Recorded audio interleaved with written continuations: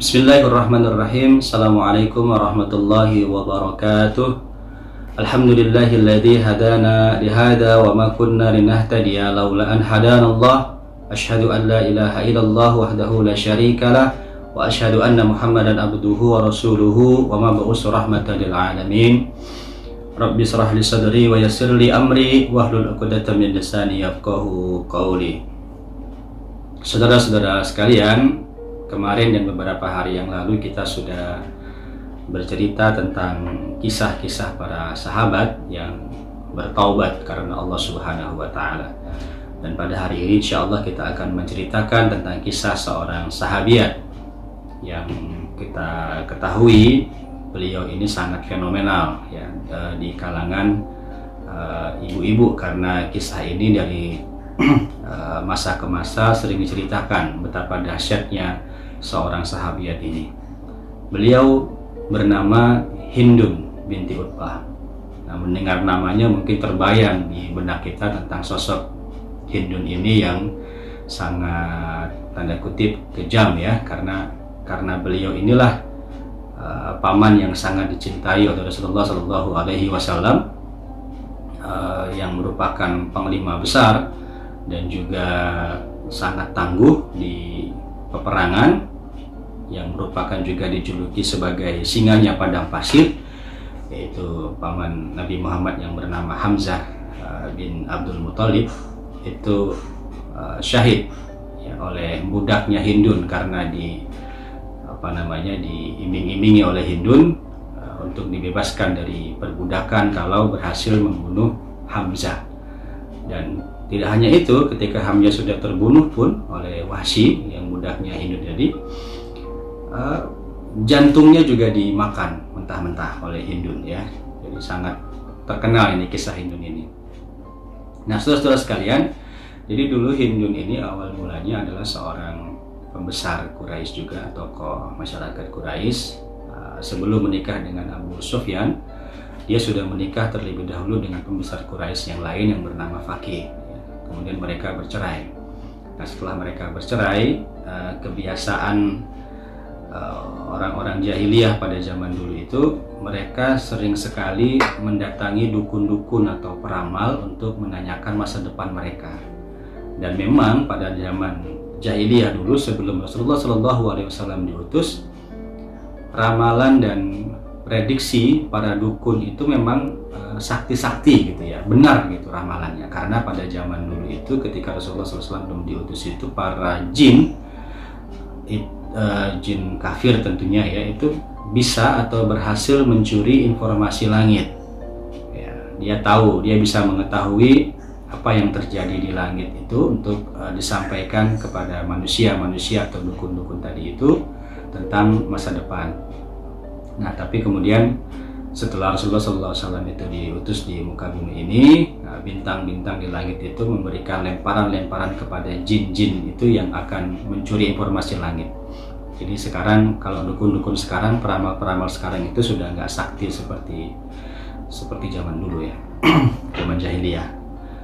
Nah, ketika Hindun binti Utbah ini bertanya kepada sang dukun tadi tentang masa depan dia, dijawablah oleh sang dukun tadi bahwa nanti suatu saat Hindun akan mempunyai seorang anak yang akan menjadi raja besar di muka bumi ini, katanya begitu. Nah, mendengar ramalan dukun tadi ini, suami pertama tadi pingin balik karena dia kepingin supaya anaknya itu dari dia gitu ya. Ternyata Hindun menolak, dan singkat cerita menikahlah dia dengan pembesar Quraisy yang lain yang bernama Abu Sufyan.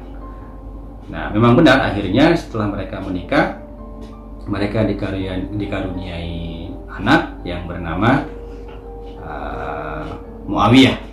Nah, inilah yang kemudian akan menjadi raja. Dan benar dia menjadi raja, menjadi khalifah setelah masuk Islam ya, menjadi khalifah. Kemudian dialah yang kemudian menjadikan dinasti Umayyah sampai beberapa abad lamanya ya, Bani Umayyah ini. Nah, saudara-saudara sekalian, yang menarik dari kisah Hindun ini adalah beliau ini adalah sang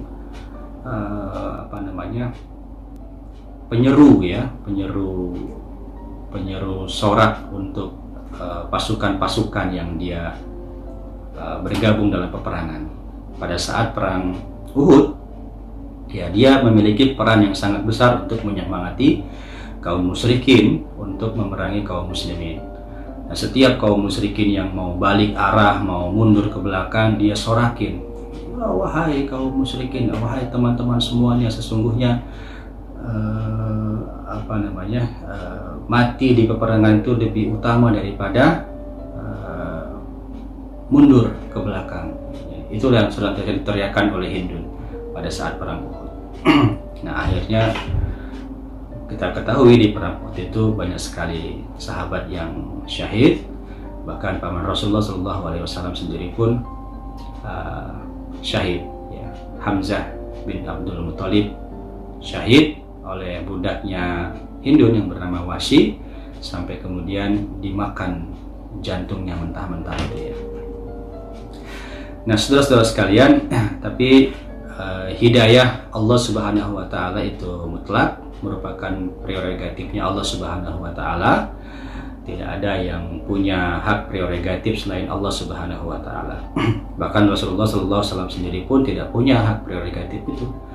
Kita ketahui Rasulullah sangat menginginkan pamannya yang lain, yaitu Abu Thalib, ingin juga masuk Islam, tetapi sampai dengan akhir hayatnya Abu Thalib belum pernah mengucapkan 2 kalimat syahadat.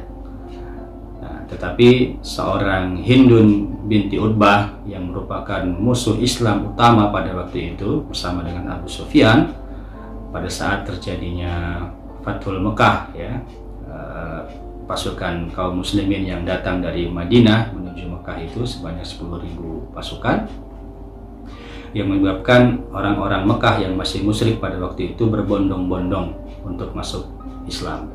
Idza jaa nasrullahi wal fath wa ra'aitan nasa yadkhuluna fi dinillahi afwaja. Jadi mereka berbondong-bondong untuk masuk Islam pada saat Fathul Mekah itu.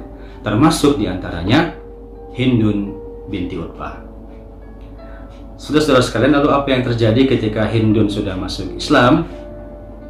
Luar biasa bagaimana ibadahnya beliau, bagaimana perjuangan beliau untuk agama Islam. Ya.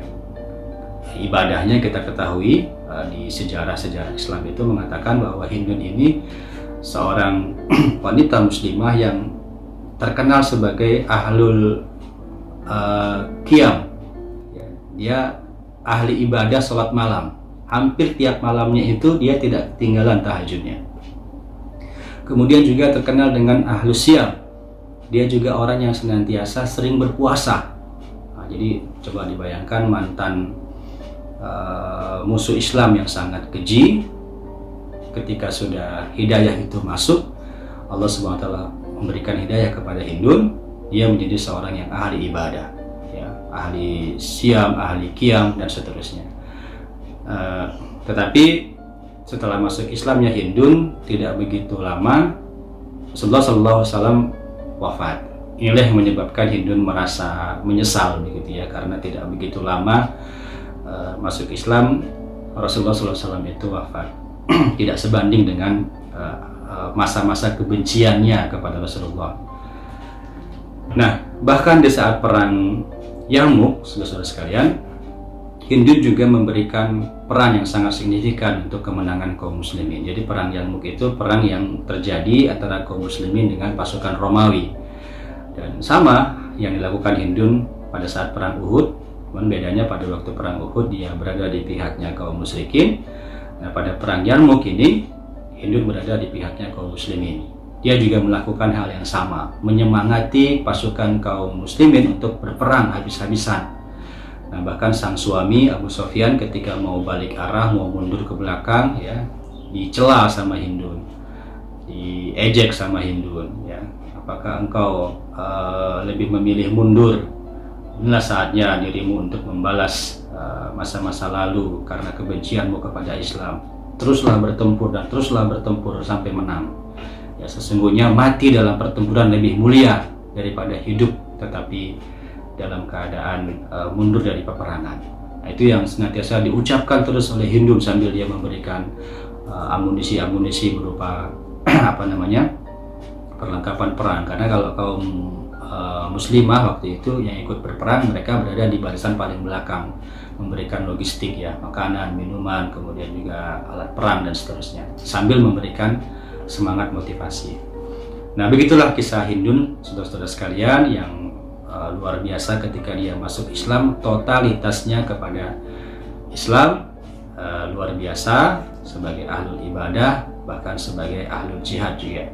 Nah, mudah-mudahan ini bisa menjadi contoh bagi kita semua, terutama ibu-ibu atau kaum perempuan yang ingin menjadikan Islam sebagai totalitas hidupnya. Mudah-mudahan bermanfaat. Assalamualaikum warahmatullahi wabarakatuh.